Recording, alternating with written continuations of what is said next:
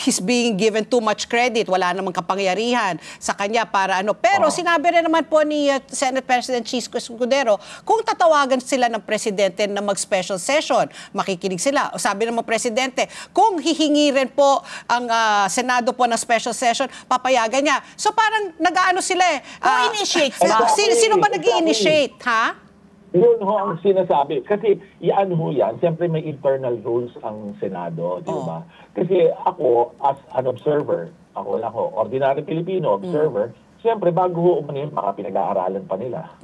Tinitingnan. Kasi ilan din sa kanila ay tumatakbo rin. May iba re-electionist dyan, di ba? Siyempre, ang kahit nila ipilit nila, sige, mag-convene. Pero yung iba sabihin, paano ako mangangampanya? Paano ako? Tapos, kailangan ba ako present every time? O is it enough na may quorum lang ba? Magpupursin kayo. Ang dami ho kasi yung angle na parang pag ginawa mo, okay, pag hindi mo ginawa, ganito, may sasabihin lang, di ba? Kasi siyempre, ang gusto nila, siguro, sa proseso nilang gawin. Yun po yun. Yung point na pinag-uusapan at pinagdedebatihan na 12 lamang yung matitira, narinig na natin na ang Senate is a continuing body. No?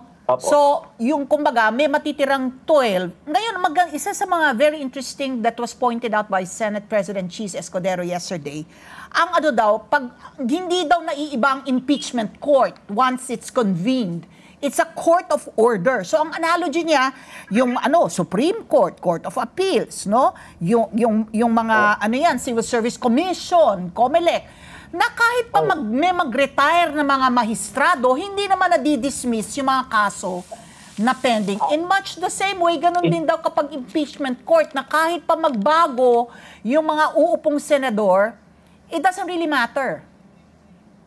Ay, yan, sa akin hong pananaw, that is a legal question that could still be tested. Kasi wala naman hong pipigil. Kunwari, gawin nila yun. Wala naman hong pipigil as to whether or not there will be petitions to question their act. If it's within authority, hindi ho natin alam yun.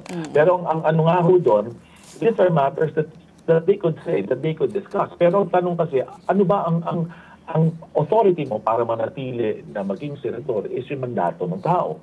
Kailan ba natatapos ang mandato ng tao? Ganoon nga po yun, di ba?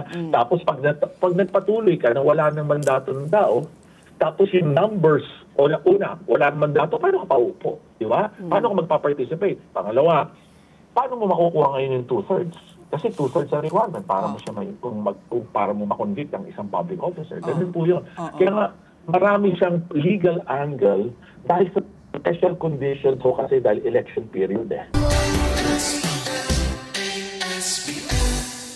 Let's get together, Sunday 25,